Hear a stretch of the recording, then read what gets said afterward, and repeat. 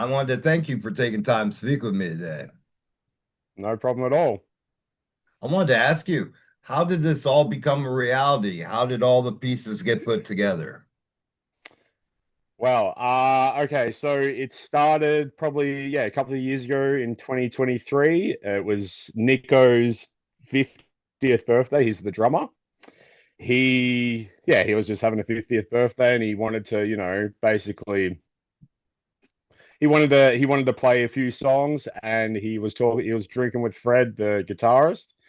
And he basically just said, "Look, I want to play the original demo that I played on, which is the arrival of the Fimbul Winter." Hmm. And yeah, and Fred was all for it. He's like, "Yep, sweet, no worries at all." So then let's start looking at getting a band that we can, get to do it and play. And Fred, who played drums in Monomath, he also plays guitar, so he's like, "Oh, I'll play guitar." And then they contacted Anders, who is the original guitarist as well. And he was on board, no problem. And then because I'm friends with the guys, I've been friends with them for a long time. I was already going to Nico's 50th, and then they thought, oh, maybe Clint can, come and sing for us. That I was coming over from Australia, and um, and then a bass player. Yeah, we asked a mutual friend, Linus from a Canaris Quintet, and this ending. So he played on the night, and then that's basically how it started. Yeah, we had fun just playing the three songs, and yeah, we had so much fun. We're just like, oh, screw it, let's make it an actual band.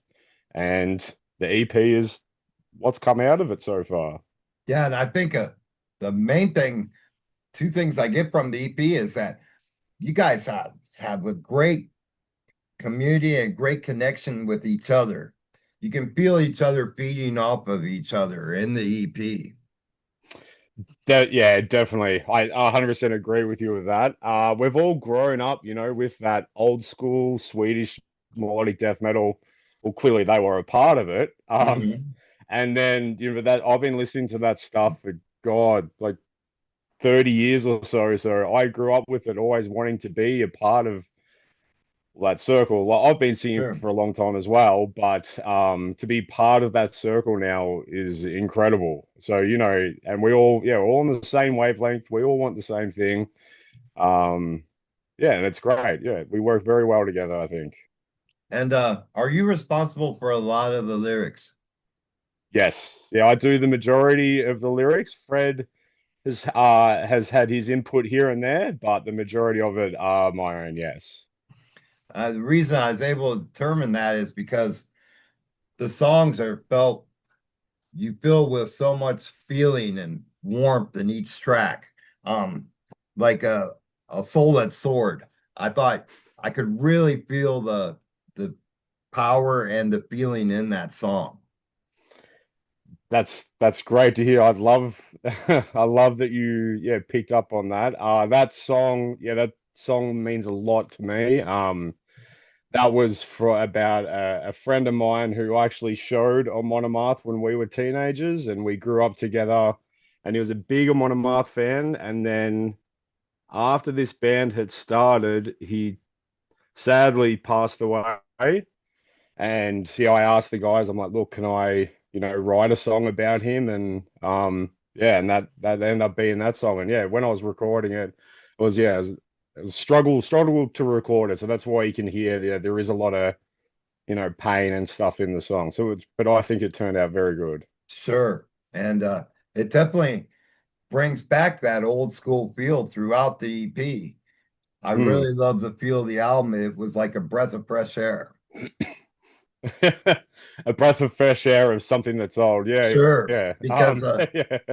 Because things have been going other directions and stuff. And I've always been one that if it ain't broke, don't fix it. 100%, 100%. That's why Bolt Thrower were always incredible because they just stayed the same Hmm. and they were such an amazing band. And yeah, yeah, and I agree with what you said. Yeah. And I think the melodic death nowadays they're losing a lot of that, that old school kind of feeling, the music that gives Sure. you goosebumps. Yeah, so it's cool. And for Mounds of Stones, I wanted to ask you, how did the video go for you? How did the what? Sorry.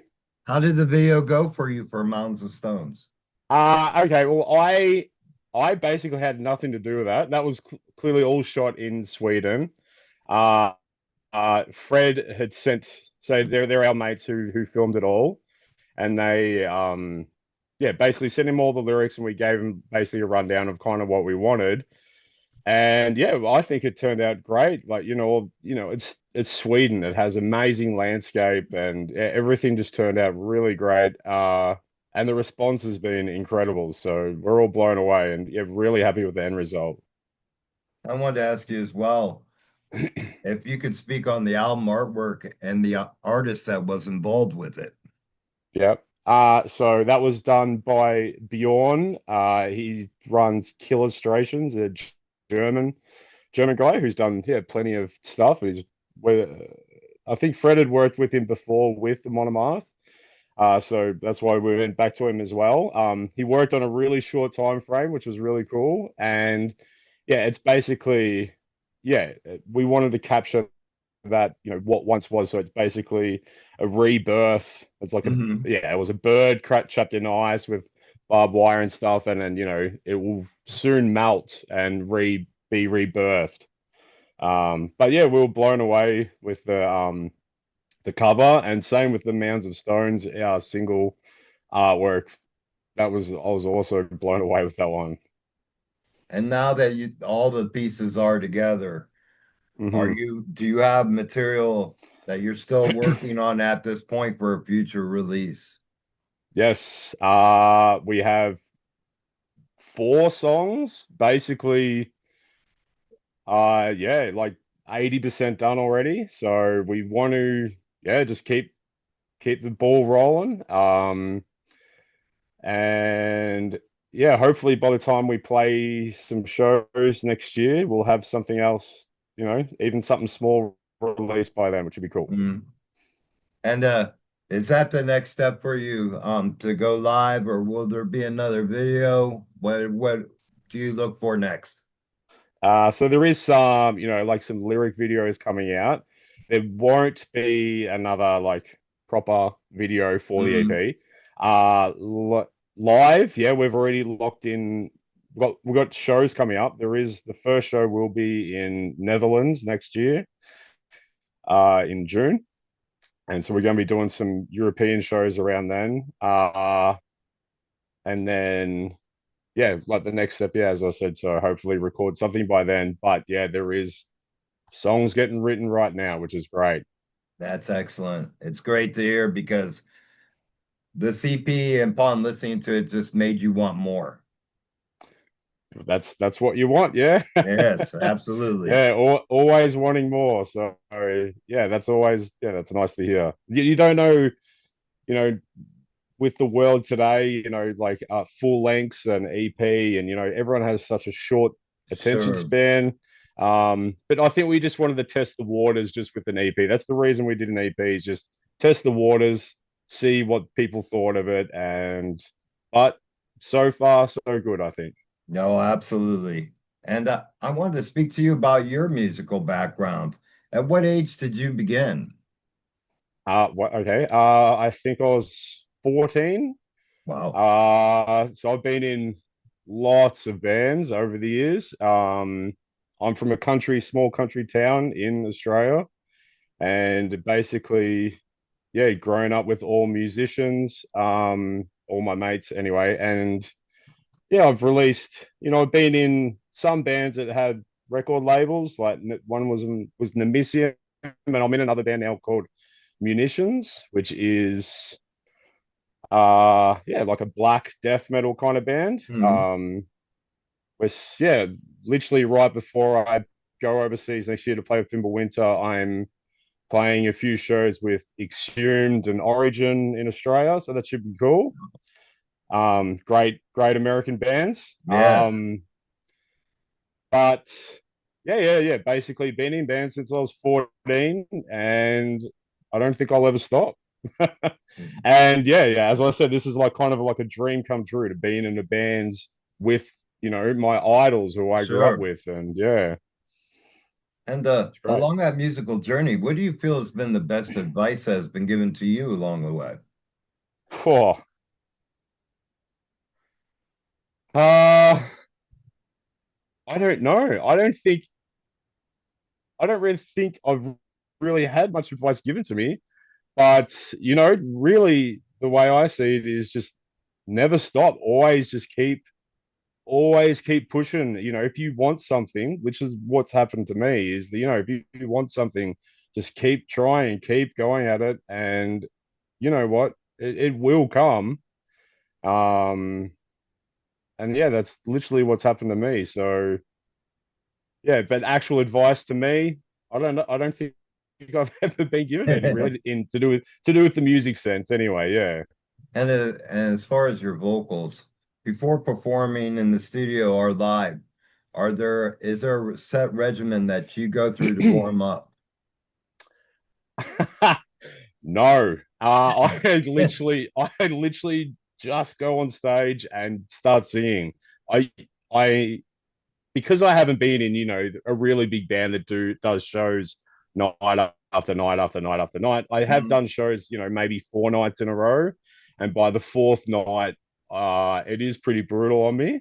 Um, but I think, I love Scotch. A bit of Scotch whiskey is always very, very well. But the nights that I've got to drive or something like that, I definitely lay off it. But no, 100%. I don't do anything. I Wow, literally just go straight on stage and sing. that's amazing. It's surprising how well it's gone for me because yeah, I know what can happen. And I wanted to ask you as well, would you say at this point, being a part of this band is one of your proudest moments to date in your history? Phew. Uh yes, but I can definitely say my family. I've got Sure. kids. I've got a wife. Of course, my kids and family. But music wise, 100%. Like the response so far has been amazing. What people have been saying, and like what you literally just said about the song "Soul of the Sword" before, stuff like that is it's really, really not. It's great to hear, and I love that.